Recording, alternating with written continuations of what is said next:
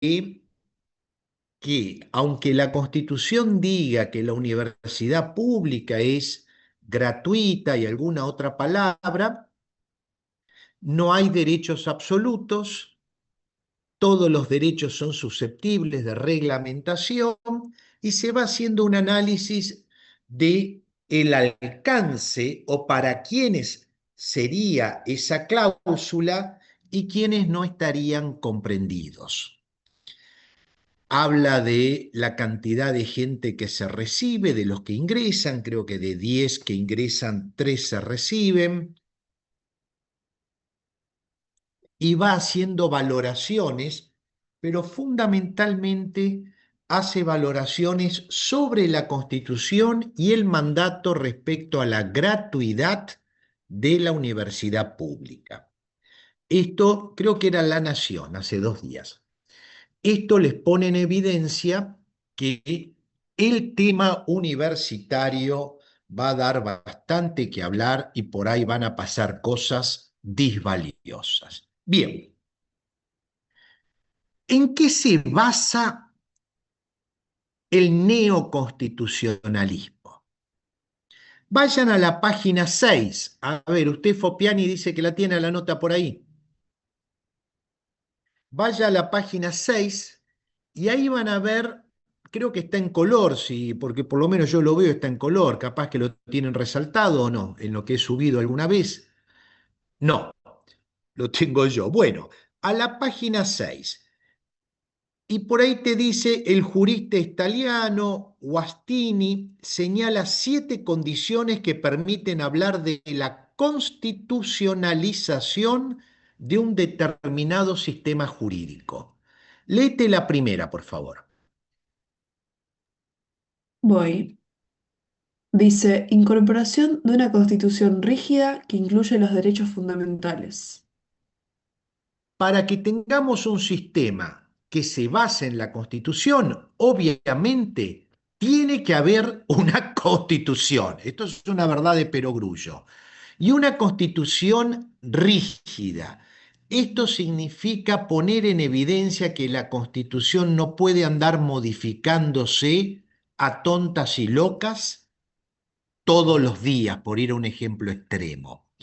Esto permite sacar eso que hemos hablado en otras clases de la contingencia del momento.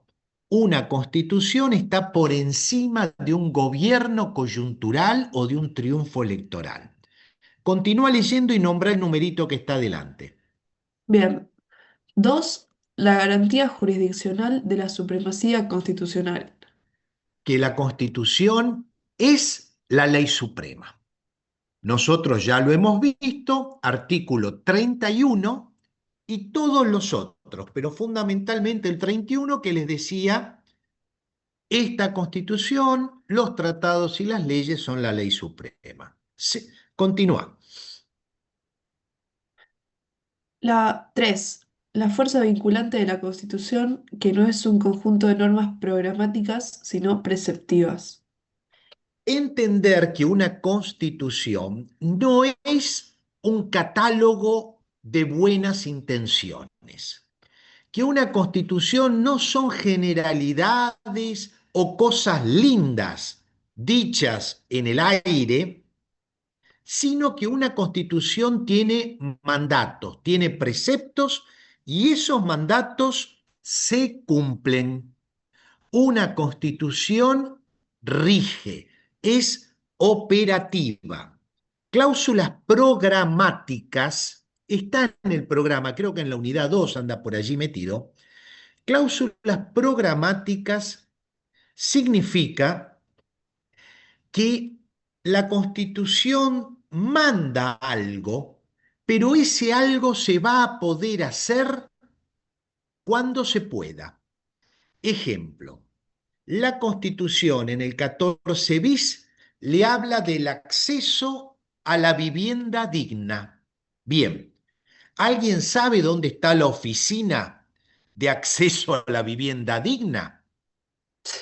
Estarían millones de personas haciendo cola. No existe.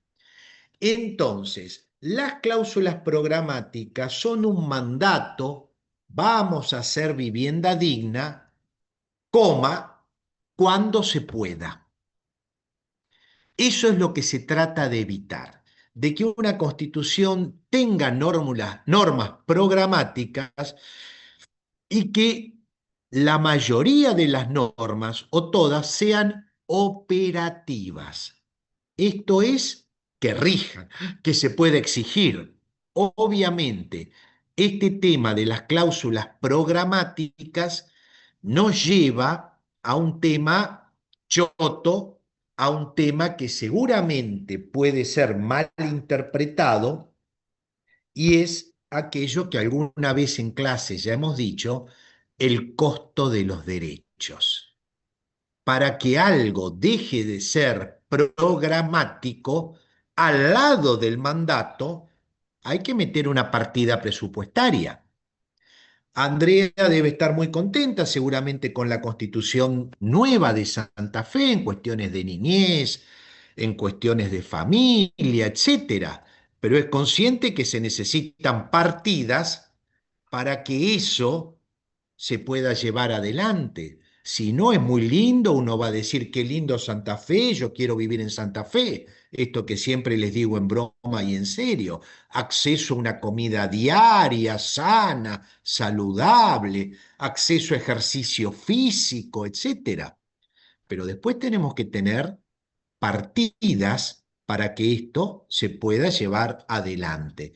Entonces, lo de las cláusulas programáticas es algo que siempre se busca limitarlo, poner poco de eso. ¿Entienden lo que les quiero decir? Bueno, continúa Fopiani, por favor. Bien. Número 4, la sobreinterpretación de la Constitución, ya que se la interpreta extensivamente y se deducen de ella sus principios implícitos.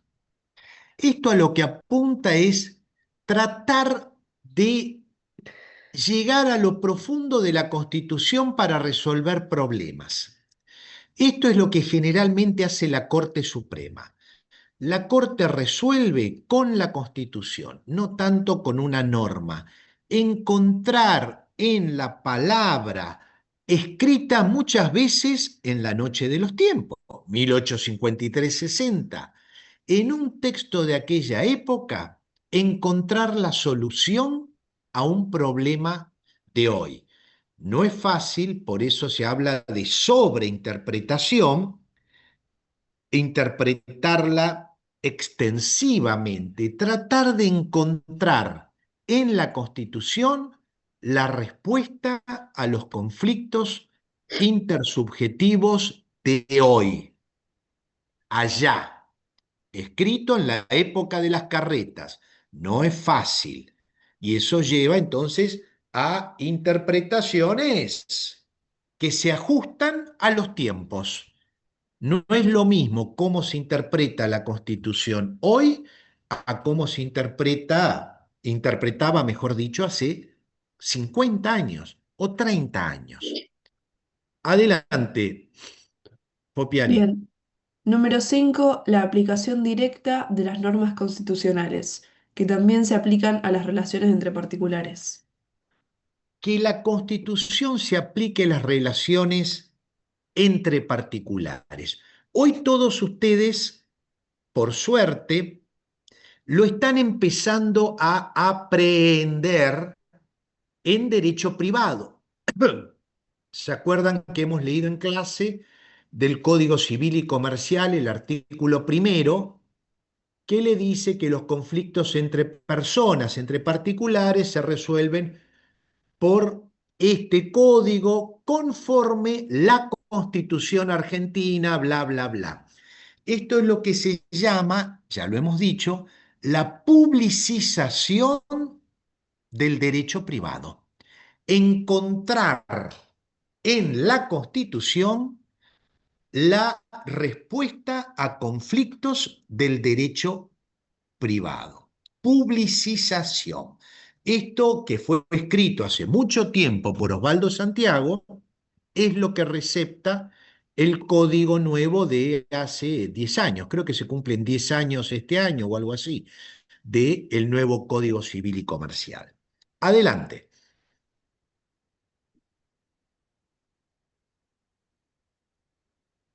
¿Me escuchás? Adelante, fue Piani. No, se ha paralizado. Mosica Fredo, ¿usted tiene ahí la nota?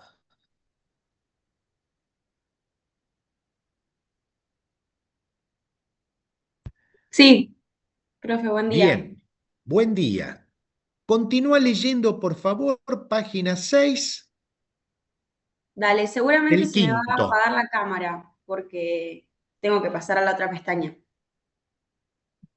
Bueno, bueno, a ver. Fopiani, ¿volviste? No. Isgro, ¿usted tiene ahí la nota? Adelante. Quinta.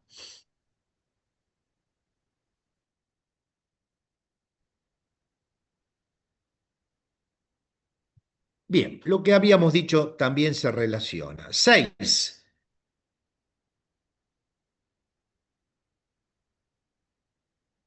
Interpretación conforme a la Constitución de leyes y normas inferiores. Esto lo tienen ustedes ya muy claro. No puede haber una norma contraria a la Constitución, ninguna norma. Esto es central si queremos atar un sistema jurídico a una norma más allá de las personas del momento. Esto es lo que quiero que entiendan ustedes. ¿A qué se busca y qué se busca con esto? Separar contingencias coyunturales de la vida jurídica del Estado. ¿Por qué? Porque la vida jurídica se regula con normas y esas normas son producto de las mayorías de un momento. Hoy mi ley de alguna manera tiene mayoría, las normas de mi ley tienen determinado perfil. A algunos les gustará, a otros no les gustará. En cambio, si uno se ancla en la Constitución, ya la Constitución es atemporal, es distinta al contexto de este momento, es una norma distinta, es una norma que no responde al último alarido de la moda, responde a una interpretación a lo largo del tiempo que se ha consolidado. Y a esto es lo que estamos apuntando. Continúa leyendo, por favor.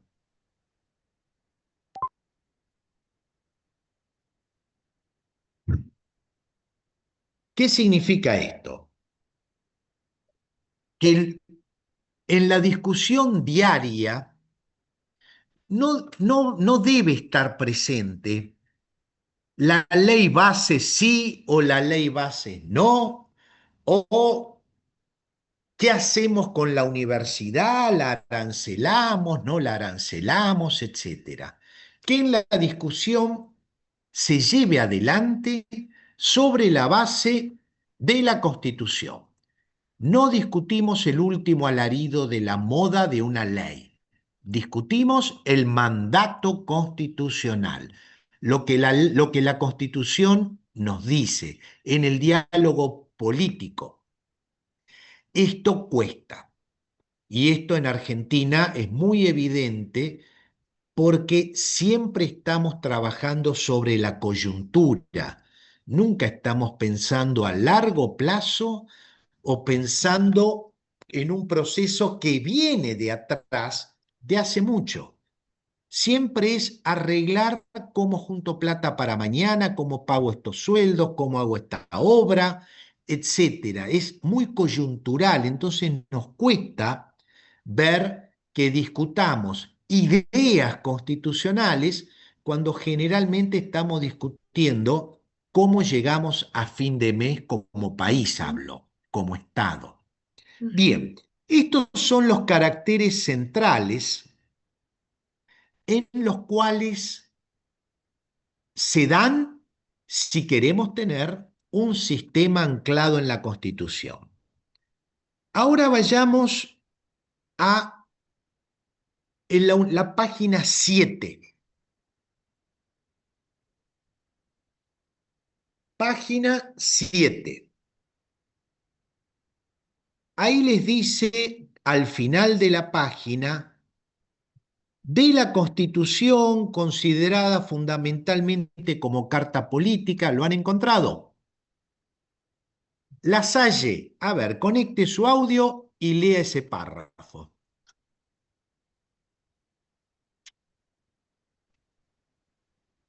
Hola.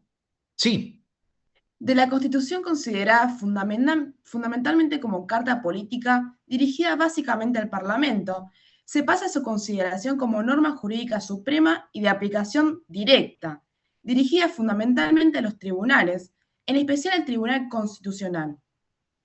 Del Estado legal de derecho se pasa al Estado... espera, hay algunos puntos ahí.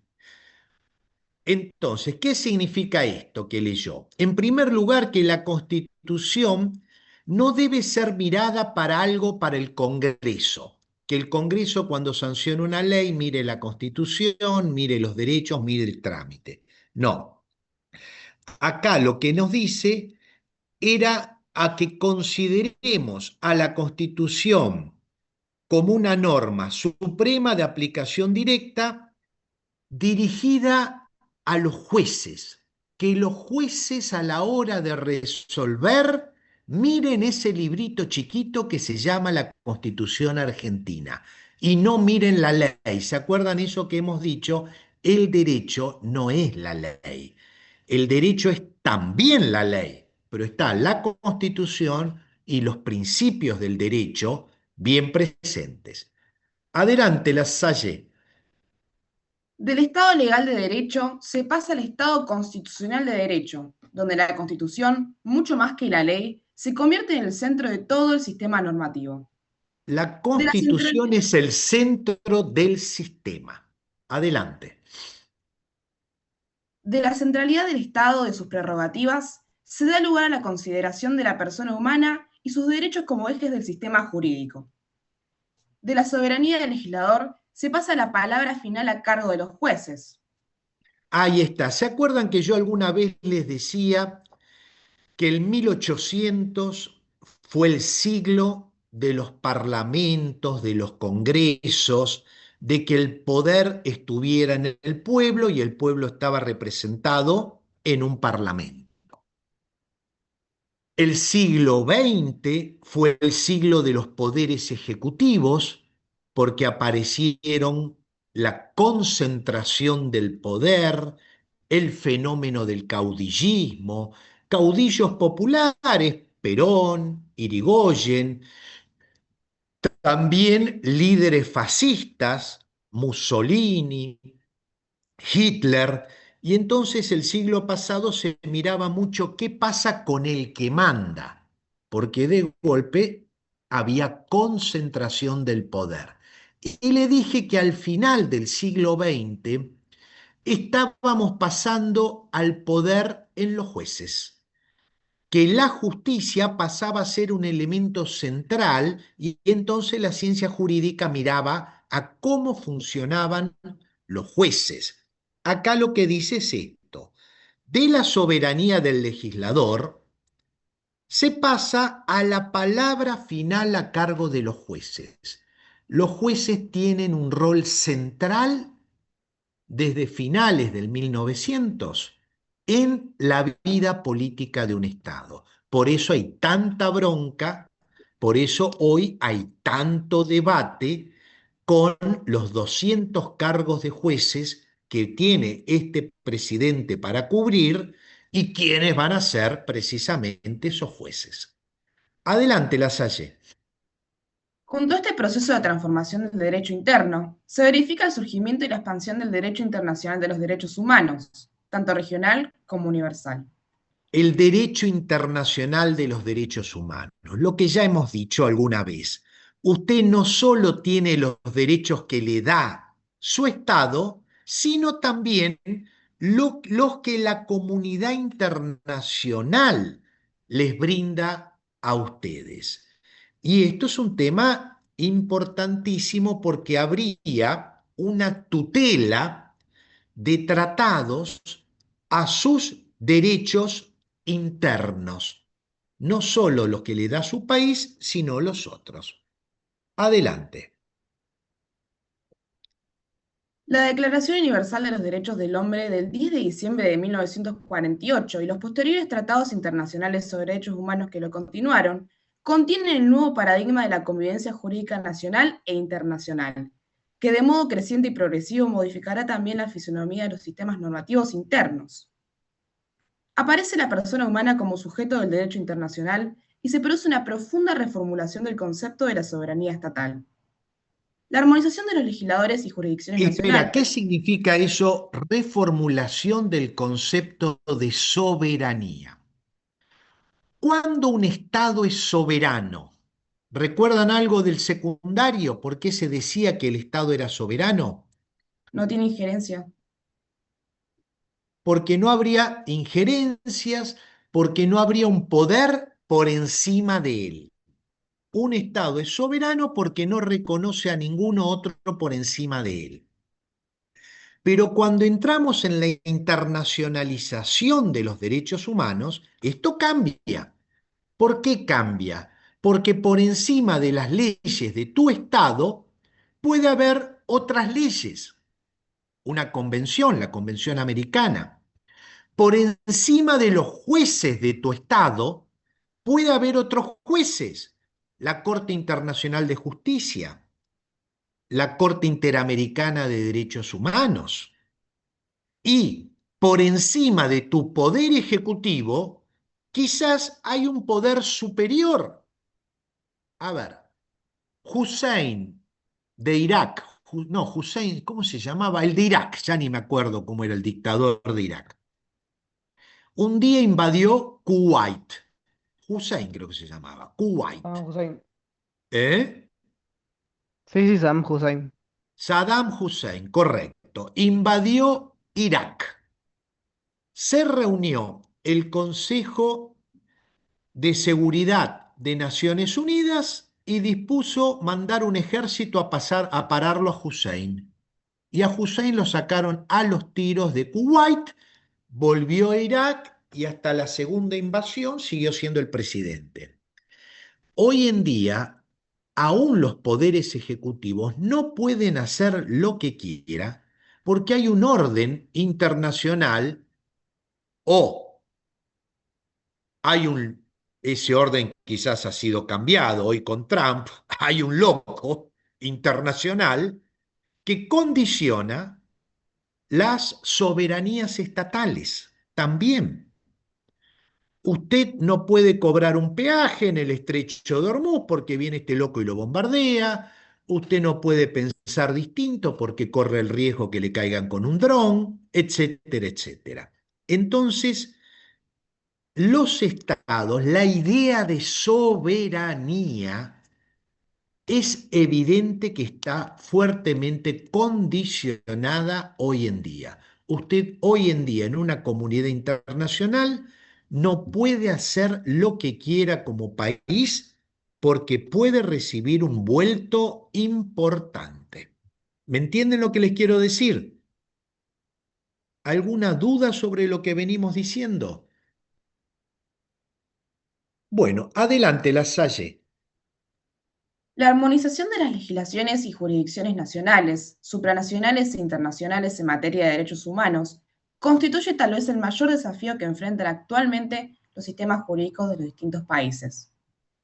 Ciertos aspectos del Armonizar, espera, hasta ahí, armonizar el derecho internacional, el mundo de los tratados, con las leyes de cada país.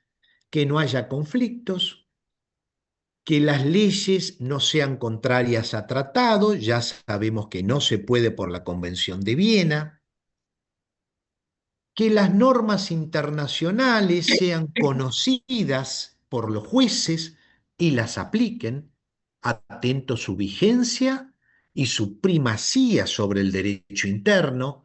Hay que acomodar la cabeza para pensar que el derecho no es solamente el Código Civil y Comercial, o que los derechos que tenemos como personas no son solamente los que nos da la Constitución de Santa Fe o Nacional. de ninguna manera. Hay más, hay que cambiar el chip. Esa es la ventaja que ustedes van a tener por sobre abogados viejos como yo, que siguen pensando que el derecho es el Código Civil de Vélez, porque encima algunos todavía estamos con Vélez Sarsfield y ni siquiera sabemos nada de lo nuevo. Ustedes ya entran a jugar con una cabeza amplia donde van a buscar respuestas al conflicto no solamente en el Código Civil y Comercial argentino. Van a jugar en un esquema mucho más amplio y esa es una ventaja sobre los viejos abogados. Bien, a ver, Valdelomar, ¿usted tiene por ahí el tema? Sí, sí, lo tengo. Buen día. Bien, andate a la unidad 9, perdón, a la Bueno, unidad no, a la página 9, ajá, sí. donde te dice afirmaba Viley, Bueno, empiezo a hablar de ahí. correcto. Afirmaba Viley que el derecho es una obra colectiva que inicia el constituyente, desarrolla el legislador y culmina el juez. El neoconstitucionalismo supone una modificación importante de este esquema básico, eh, el sistema de fuente de derecho, ya que por un lado se incorporan los tratados internacionales con numerosas disposiciones llamadas a regir en las relaciones intersubjetivas internas y por el otro el juez puede aplicar directamente la Constitución sin que sea indispensable la mediación legislativa. Ir a la Constitución sin recurrir a una ley en el medio, sin meter una ley, empezar a mirar la Constitución y los tratados para solucionar conflictos. Adelante. Al decir de Zagrebelsky, el derecho se transforma en una realidad dúctil, en manos de los jueces, abandonando así las rigideces legalistas. ¿Por qué dice rigideces legalistas? Porque las leyes son generalmente puntillosas. Una ley dice sobre qué va a regir, cómo lo rige, qué respuesta le da. La Constitución te dice, qué sé yo, la propiedad privada es inviolable, algo enorme. Sobre ese algo enorme, el juez lo maneja para, en el caso concreto, ese mandato, cómo jugaría. Dúctil, lo maneja, lo mueve, lo acomoda, esa frase genérica de la Constitución. En cambio, con una ley es más difícil porque una ley completa un tema. Una ley es muy minuciosa en todas las partes y al juez lo restringe. Entonces, lo que se habla acá es ir a la Constitución sin pensar en la mediación de la ley, sin pensar únicamente que en la ley está la respuesta. Adelante. Se adopta por parte de los jueces una actitud antiformalista que orientan su actuación en los principios pro homine y favor Y favor libertatis. libertatis. Es decir, que los jueces dejen de ser esclavos de la ley, la formalidad de la ley, y a la hora de resolver, miren pensando en que hay que dar la mayor cantidad de derechos que beneficien a una persona. Pro homine.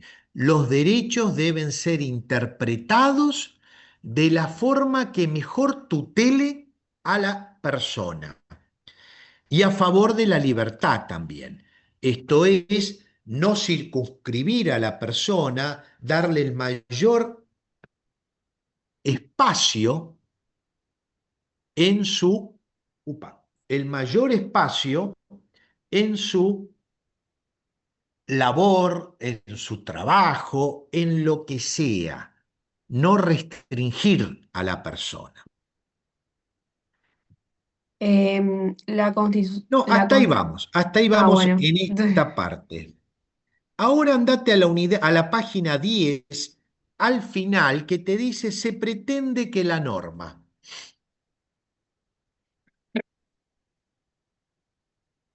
Eh,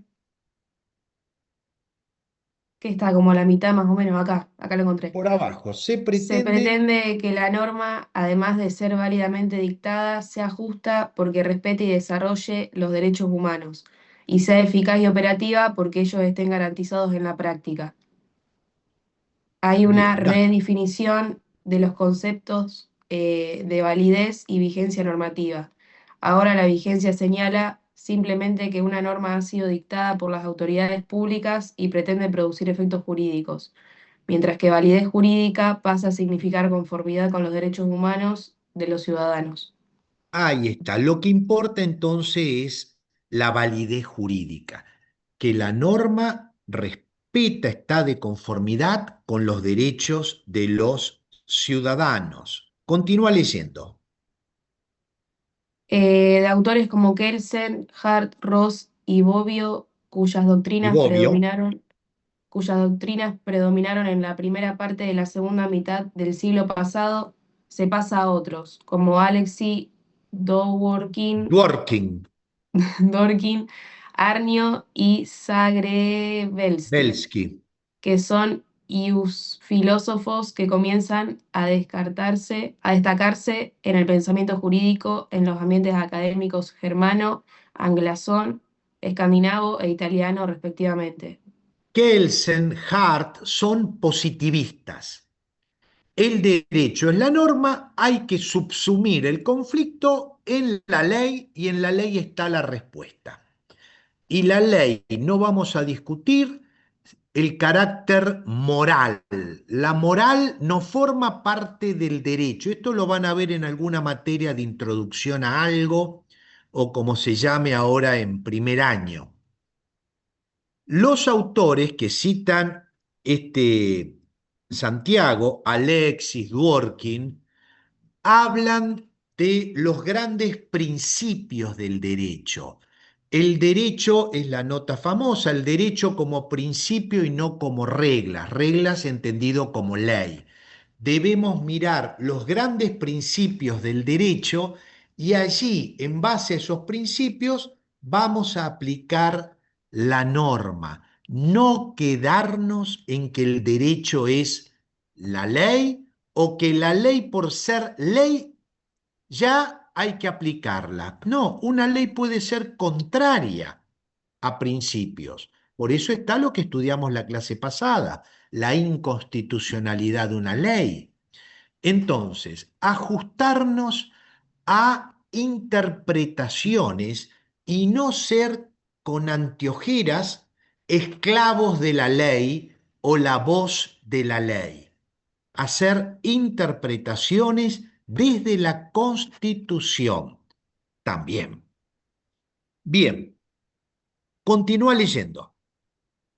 La Constitución, su contenido, sus principios y valores, y su función jurídica y política, y no la ley formal en su frío deber ser, pasan a ser el centro de la reflexión jurídica, de la teoría No general. quedarnos, espera, no Bien, quedarnos entonces en la formalidad de la ley, en el frío deber ser, e ir a la Constitución, los principios, los valores que tienen esas amplias palabras, esas genéricas palabras son las que vamos a empezar a buscar.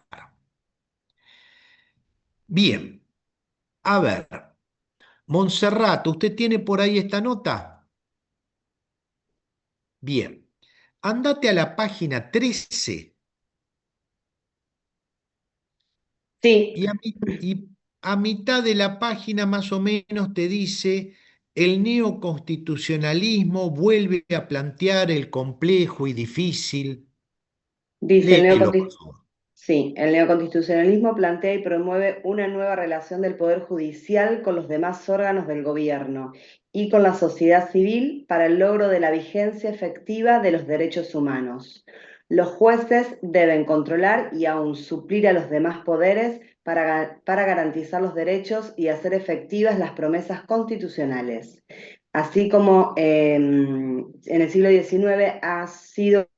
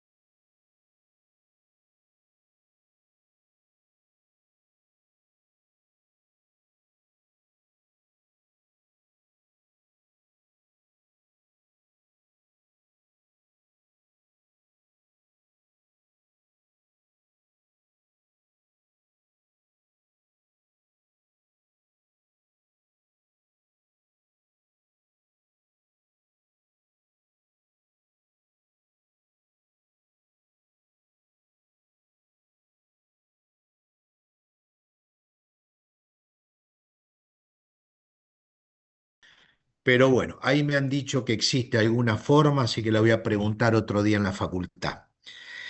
A ver, ¿quién estaba leyendo? Montserrat, ¿no? Sí, Montserrat, y se cortó. Empezá de nuevo, por favor, el neoconstitucionalismo. bueno, arranco. El neoconstitucionalismo plantea y promueve una nueva relación del Poder Judicial con los demás órganos de gobierno y con la sociedad civil para el logro de la vigencia efectiva de los derechos humanos. Los jueces deben controlar y aún suplir a los demás poderes para garantizar los derechos y hacer efectivas las promesas constitucionales. Así como en el siglo XIX ha sido el siglo del poder legislativo y el siglo XX el del poder ejecutivo, el siglo XXI será, de acuerdo a una profecía neoconstitucionalista, el del poder judicial. Hay una consideración muy Bien, elevada de la misión. hasta ahí vamos. Ahí vamos. Bien, ahora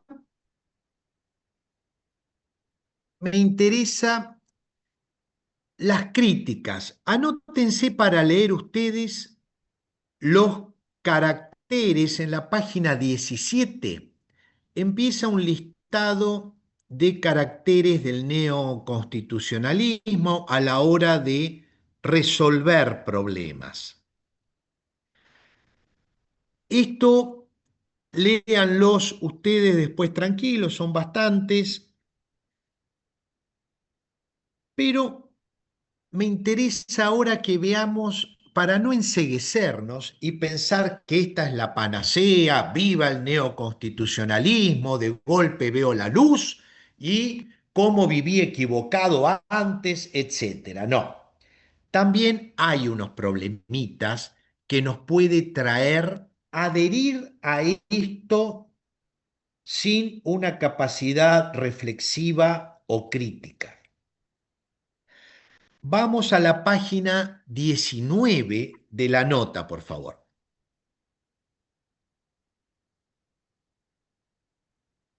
Los riesgos del neoconstitucionalismo. A ver, Pietra, ¿usted tiene por ahí esta nota? Sí. Andate a la página 19 Ujú. cuando te dice por otro lado. Por otro lado, nos parece que el modelo del neoconstitucionalismo tiene dos riesgos principales: la extralimitación judicial y una impronta excesivamente individualista y relativista en la concepción e instrumentación de los derechos humanos que llega a desvirtuar su contenido y alcance. Ahí está. Dos problemas. El rol de los jueces.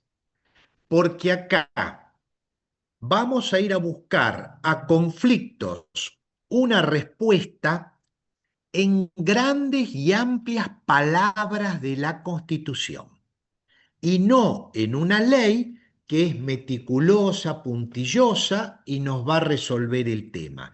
No nos vamos a quedar solo en la ley, sino que vamos a ir a ver en la Constitución la respuesta.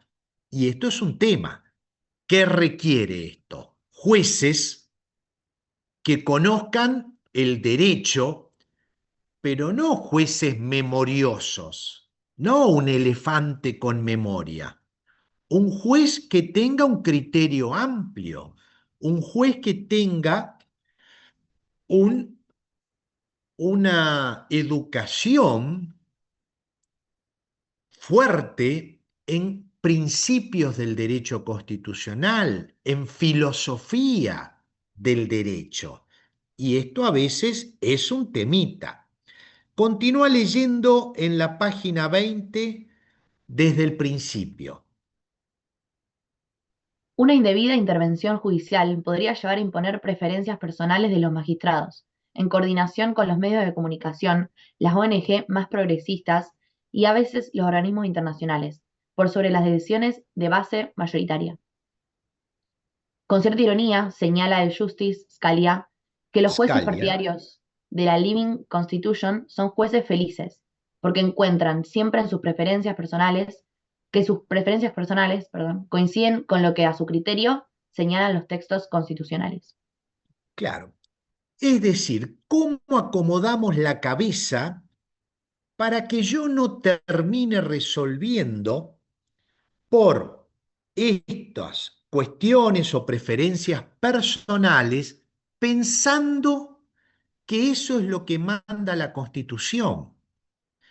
Como frente a ONGs progresistas, y esto lo pone Santiago por temas como el aborto o el matrimonio igualitario, atento a su formación intelectual y religiosa, ¿cómo hacemos para que ese juez no esté influenciado por contextos de ese momento cuando precisamente vamos a la Constitución para sacar las cosas del contexto de un momento?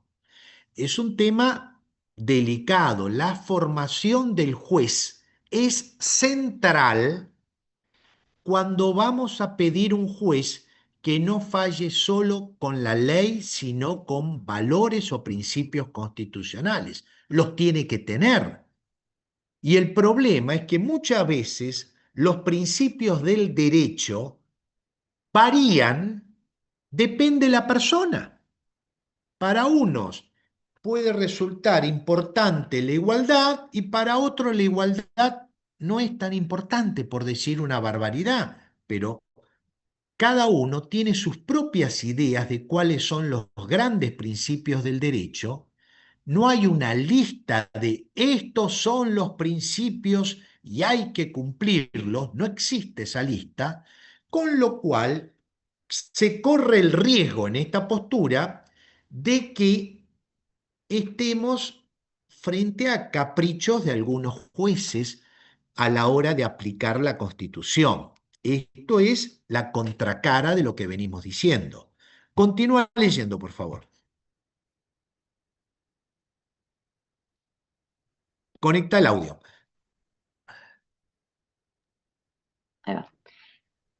Se corre el riesgo de promover el surgimiento de jueces iluminados o profetas, que se sienten llamados a resolver desde sus estrados judiciales los más difíciles y complejos problemas sociales y políticos, cuando el proceso judicial no está pensado ni diseñado para ello. Esto puede llevar al excesivo protagonismo y vedetismo judicial, a la preocupación por las grandes causas y la desatención de las normas y habituales, de las normales De y las habituales, normales. y al riesgo latente de una politización indebida del Poder Judicial. Ahí está. Estas son críticas porque si a los jueces les vamos a dar este rol de mirar tratados y constitución, este juez tiene que estar muy bien preparado. Este juez debe tener una base sólida jurídica, pero sobre todo de filosofía jurídica. Y esto no es un tema menor. Nuestras facultades miran con más respeto a las materias codificadas que a las materias del bla, bla, bla. Filosofía, sociología, introducción al derecho parecen materias de guitarrear, de hablar en el aire. Y en cambio, derecho privado, derecho de las familias y las infancias, derecho penal, parece que son lo central. Este es un cambio que hay que hacer en la cabeza, formar la cabeza con criterio jurídico y no formarla para recordar artículos de memoria. ¿Entienden más o menos lo que les quiero decir? La formación de una conciencia jurídica y no una gran memoria de artículos jurídicos, de artículos de un código. La cabeza tiene que tener un criterio jurídico, tiene que haber valores, tiene que haber una forma de pensar que condiga con una formación y no simplemente aplicar, subsumir el conflicto en un artículo de un código. Eso ya no alcanza. Adelante. Hasta fines del siglo XX, la realidad de los tribunales constitucionales latinoamericanos muestra que la amenaza no han sido las cortes activistas, sino que en todo caso tendió a predominar un cierto permisivismo judicial. Sin embargo, ahora despunta el peligro de cortes alocadamente activistas, como pone de manifiesto algunos fallos del Tribunal Constitucional colombiano. Bueno, ese es el primer tema. Si vamos a los valores, miremos a los jueces. ¿Lo entienden? ¿Quieren decir algo? ¿Alguna valoración? ¿Alguna duda?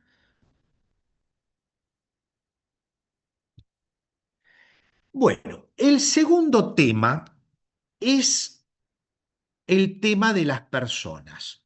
Vamos a decir así, una introducción bruta, como generalmente me caracteriza, y después cuando lo vayan leyendo, en base a lo que he dicho, lo van a entender.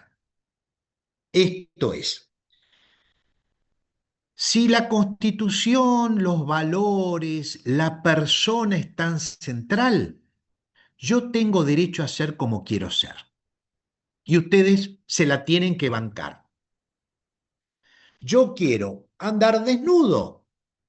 Es mi voluntad, tengo derecho a andar desnudo y ustedes se la aguantan. ¿Está bien o no está bien eso? Porque yo me voy a sentar en el derecho a la intimidad, el derecho al respeto a mi persona, etcétera. Voy a encontrar en la Constitución algunas cuestiones que me permitan a mí sostener que yo quiero ser como yo quiero ser y ustedes lo tienen que respetar. Es un tema muy delicado y es un tema que se ve a diario en un montón de cosas. Yo he tenido en el salón muchas veces o discusiones o respuestas de yo hago lo que quiero, qué sé yo, quiero esto, me levanto y me voy y después vuelvo porque quiero salir, porque quiero tomar mate, por esto, por aquello. Usted tiene que respetarme como soy yo. Todo en su medida y armoniosamente, como decía Perón. Ese excesivo individualismo es lo que vamos a ver ahora como una segunda crítica o tema que hay que tener presente cuando ponemos a la persona en el centro del derecho. ¿Hasta dónde esta persona puede ser el centro del derecho y hacer lo que quiera? A ver, Muldri, ¿usted tiene el artículo por ahí? Sí. Bien, andate a la página 21 donde te dice el segundo riesgo. Ujú. El segundo riesgo que se advierte en algunas versiones del neoconstitucionalismo y frente al que hay que estar prevenidos es que se realice una interpretación exageradamente individualista, relativista y permisista de los derechos constitucionales, particularmente del derecho al libre desarrollo de las personalidades humanas, del derecho a la privacidad y del más reciente derecho a la diferencia, que desnaturaliza el contenido propio de los derechos y lesiones otros legítimos derechos o bienes Y públicos. lesione, a ver, léelo más despacio, no es una carrera esto. Y lesiones otros legítimos derechos o bienes públicos. Adelante. ¿Lo leo todo de vuelta? Sí. El segundo riesgo que se advierte en algunas versiones del neoconstitucionalismo y frente al que hay que estar prevenidos es que se realice una interpretación exageradamente individualista, relativista y permisista de los derechos constitucionales, particularmente del derecho al libre desarrollo de la personalidad humana, del derecho a la Libre libertad. desarrollo, perdona, libre desarrollo de la personalidad humana. Que uno arranque y como arranca y se siente y quiere ser, le da para adelante. No es el hombre en la isla de Robinson Crusoe, es la persona viviendo en sociedad.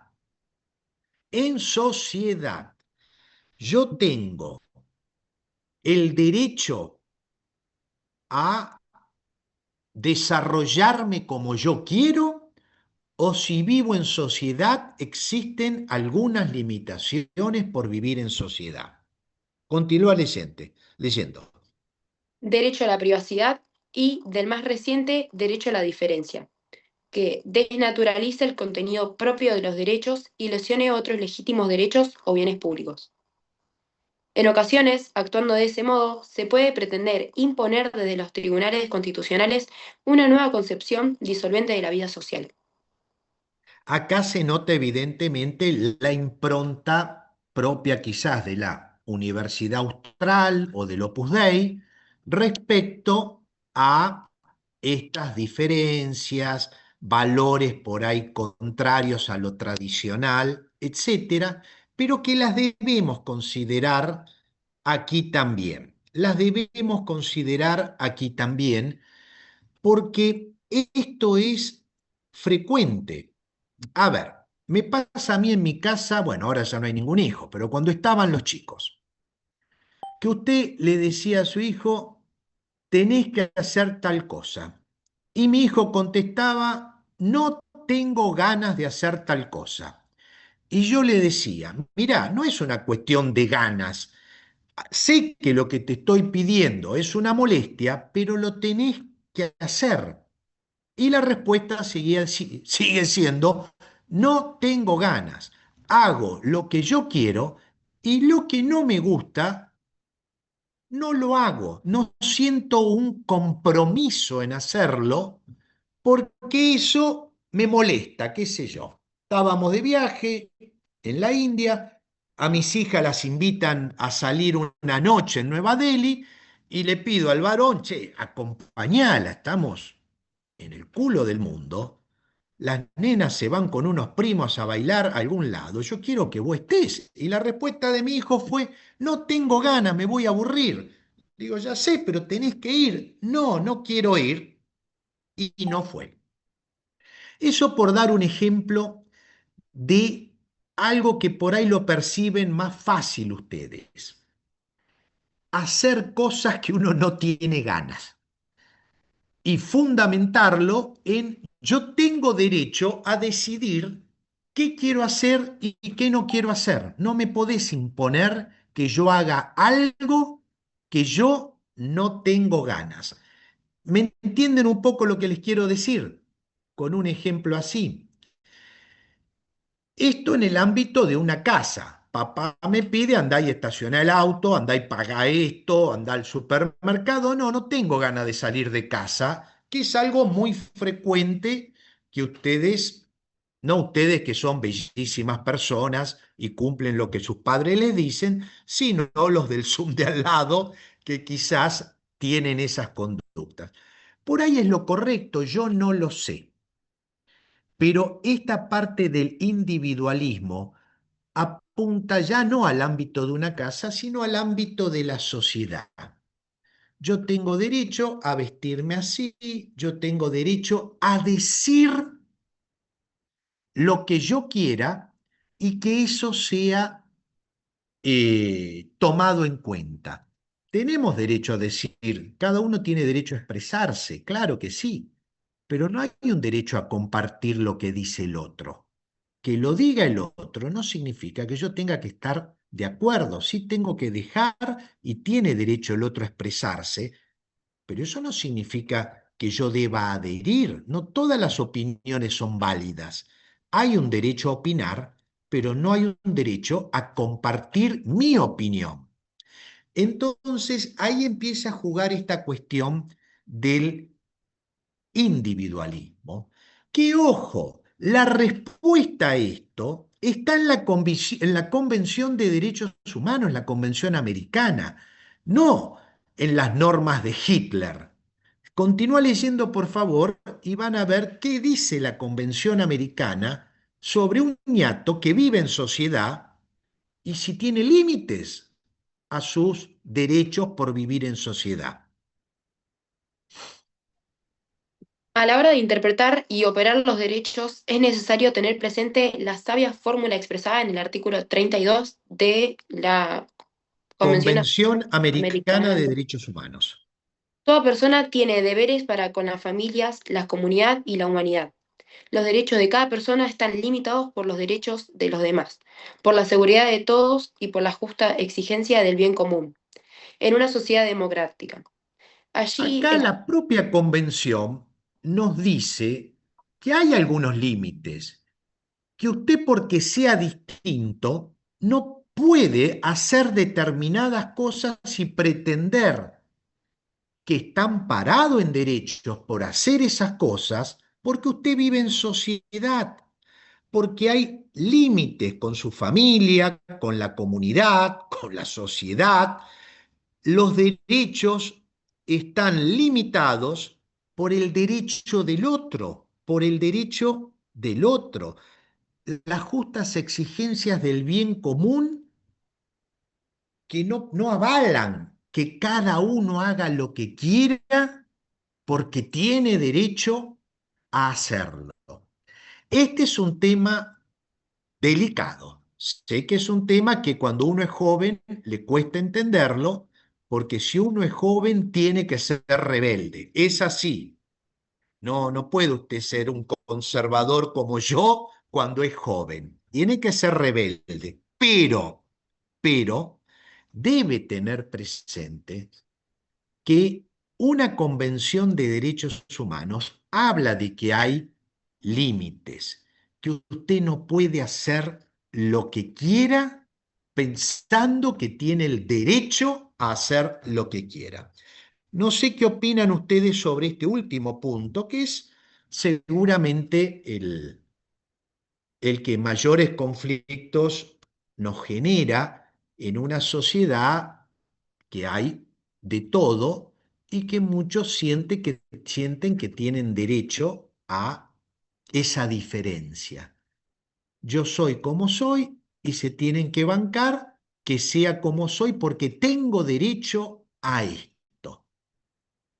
¿Qué dicen ustedes? A ver, Chiappa Pietra, ¿qué quiere decir usted? Que la veo.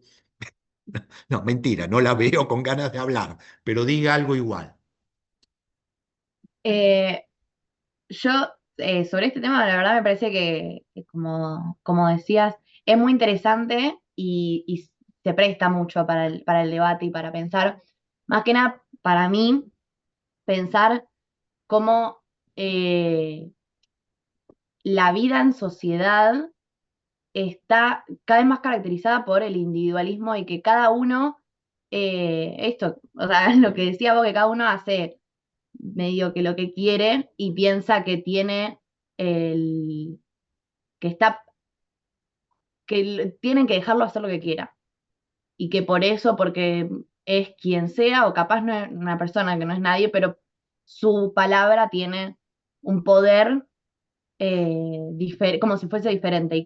El problema es que todos piensan eso y nos lleva a un individualismo como sociedad eh, que nos aleja de la comunidad, del sentido de comunidad para mí. Usted, Mosicafredo, ¿qué piensa? ¿Siente que hay También, ¿Siente usted que hay un compromiso por vivir en sociedad con la sociedad o ya no hay más sociedad y somos todas personas sobreviviendo Bueno, como si este texto también lo que habla es eso, de que actualmente la sociedad está con la idea del libre desarrollo, del individualismo como persona, de yo me siento así y voy a reflejarlo en la sociedad así, y hay que tener en cuenta y destacar a la Constitución y que es importante que tu derecho lo podés tomar en cuenta, pero siempre limitando que lo limite con el derecho de la otra persona, el no molestar con tu individualismo al resto de la sociedad y así se puede convivir. hay límites? Vos entendés que tiene que haber límites. Sí, claramente. Sofía, ¿qué decís vos? Romagnoli. No, yo coincido un poco con todo lo que fueron diciendo. Creo que es algo que en la facultad también lo empezamos a ver cuando hablamos de que el derecho del otro empieza, perdón, cuando termina el nuestro. Entonces, no es un vale todo, sino nuestras acciones tienen una consecuencia en el otro y creo que tenemos que ponerlo en valor y también la universidad pública un poco nos enseña eso, no está, acá no, estar acá no es gratis, sino que es un aporte de toda la sociedad y bueno, hay que cuidarlo y respetarlo. Correcto. Andrea, ¿vos querés decir algo sobre en general lo que hemos dicho o lo que vos ves en tu trabajo con infancias, lo que sea? Sí, comparto, buen día a todos chicos y chicas, comparto lo que estaban diciendo las compañeras y los compañeros, sobre todo lo que decía Sofi recién.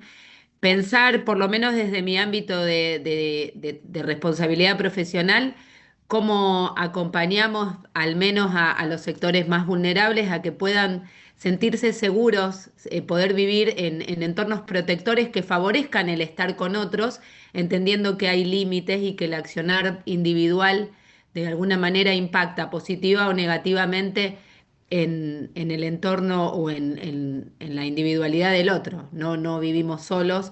Por más que estamos en una época del individualismo y el egoísmo feroz, más allá del mundo hiperconectado, hiperglobalizado, en el que las relaciones se tejen quizás horizontalmente de manera eh, rapidísima, la verdad es que tenemos que trabajar sobre limitar un poco el individualismo y pensar que la persona naturalmente es un ser social o que está históricamente compelida a ser un ser social.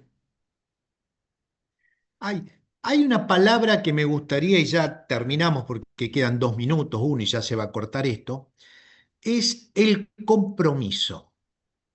Si hay un compromiso, ustedes como estudiantes con el estudio, como miembros de una sociedad, como futuros abogados, los abogados son lo mejor y lo peor de la sociedad, las facultades de derecho sacan eso, lo mejor y lo peor que después va a influir en la sociedad, que somos nosotros, los abogados.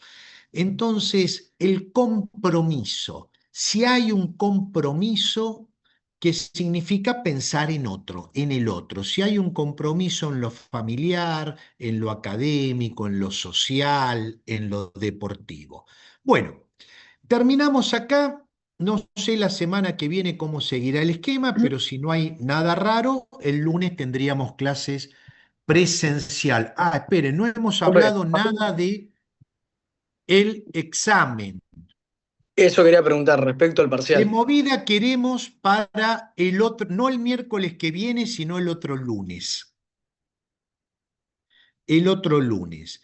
Y yo ahora me pongo a ver, le mando a Sofía o hablo ahora con Sofía y ya cerramos lo que vamos a dar, lo hablo con Andrea también, y vemos entonces qué temas serían para el examen de el miércoles, no de la semana que, perdón, el lunes, no de la semana que viene, sino de la otra. ¿Mm? Sería el lunes 11, claro. Sofía, ¿qué No, eso decías? sería el lunes 11. Lunes 11. Ok. Lunes 11, esperen que me fijo en mi agenda si hay algo raro. Y los temas entonces quedarían como por definir, digamos. Lunes 11, sí, a la mañana. Un examen escrito y ahora ya... Por esto no se ha cortado, se ve que tenía más de las 9. Eh, la unidad 1 la hemos visto. A ver, voy a ir al programa de la materia.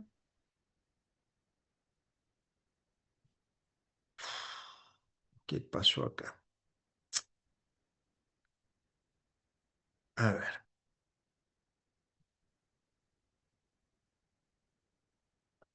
no sé qué diablos pasa con esto. ¿Querés que te vaya leyendo los temas? Yo lo tengo acá, Benito. A ver, dale, sí. Unidad 1, 1.1, una aproximación al derecho constitucional, los conceptos expuestos por la doctrina, la importancia de su estudio. Sí. 1.2, la ficción del contrato social, el contrato hipotético, la visión abarcativa, el consenso superpuesto, el consenso constitucional, el llamado velo de la ignorancia, el Ahí contrato está, ahí lo constitucional. encontré. Entonces, sí, Eso lo estudian del libro de Terrille, un poco de Dworkin, lo que sea. El 3, el desarrollo de los derechos va, el constitucionalismo. A ver, la unidad 1 lo hemos visto todo. Y de la unidad 2, clasificación de las constituciones 2.1 y 2.2. Es decir, unidad 1 entero, unidad 2, los puntos 2.1 y 2.2. Supremacía, control de constitucionalidad y convencionalidad no lo tomaría ahora. Sería ya para cuando vayamos a otro examen. ¿Vamos bien? Profe, una consulta. Perdón que lo cortés. ¿Sería de un estilo de desarrollo o múltiple choice? Desarrollo. Ok, muchas gracias. Va a ser escrito el examen. Bueno, muchachos, a estudiar, a estudiar. Nos vemos el lunes que viene, entonces. Bueno, gracias Andrea, gracias Sofía, gracias a todos y nos vemos el lunes. Hasta luego. Adiós, Nos buenas vemos. noches. Hasta luego. Nos Chao, vemos, profe. chicos.